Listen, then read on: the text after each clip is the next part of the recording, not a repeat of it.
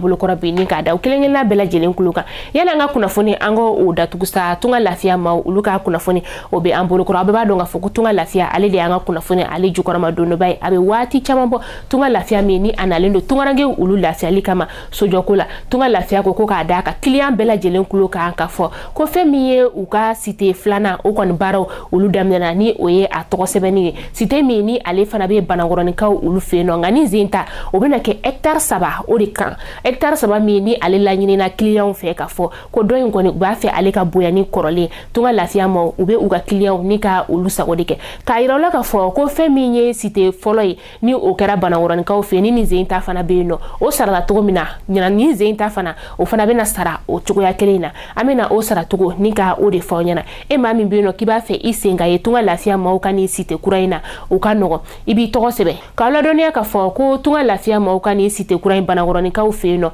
a terrain kelen kelen ale be feere sefa wari million 4 ani 100 de la wa terrain nunu kelen fana bɛɛ lajɛlen ye titre foncier de ni ka terrain sara ni ka ban wagati mina sa na i ja i be se ka terrain wari bɛɛ sara ɲɔgɔn fɛ no fana ti bolo i be se ka terrain sara dondoni kalo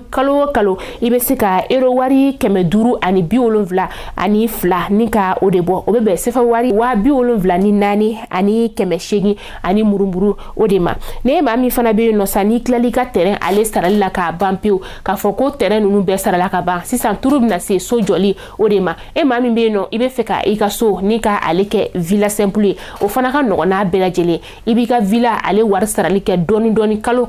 i be musaka ni ka o bɔ kalo i be euro wari 500 ani 80 ni ka o de bɔ o be bɛ sefa wari wa 75 ani 800 o de ma ne ma min fana be no i be fɛ ka i ta ni ka ale kɛ étage e be euro wari 770 ani 80 ni ka o de bɔ o be bɛ sefa wari wa 100 ni murumuru ma o b'a yira ka fɔ tunga lafiya ma ulu ka baara ale ka nɔgɔ ni fɛn bɛɛ lajɛlen ye ni i ka terrain ta i b'a dɔgɔdɔgɔni sara ka sɔrɔ a ma kɛ banki juru ye i ka so fana n'a sera jɔli fana ma i b'o fana sara kalo dɔɔni fo ka taa fɔ k'a bana tunga lafiya ma u b'i ka so ni ka ale jɔ k'a d'i ma ka sɔrɔ i ma tɔɔrɔ i ma degun wa ka ladɔniya fana ka fɔ ko tunga lafiya ma ulu ka baara bɛɛ lajɛlen an'u ka client ni ɲɔgɔn cɛ a bɛ kɛ ni contrat de contrat min ni ale papier bɛɛ lajɛlen bɛ mara notaire ale fɛ yen nɔ u ka notaire yɛrɛ ale bɛ an ka faba o kɔnɔna la yan nɔ notaire min ni ale bɛ wele ko maître job ni aw ye contrat signé aw ni tunga lafiya ma cɛ u bɛ aw ka contrat papier ni ka ale mara notaire fɛ fo ka taa fɔ ko baara banna aw ni tunga lafiya ni ɲɔgɔn cɛ cogo min na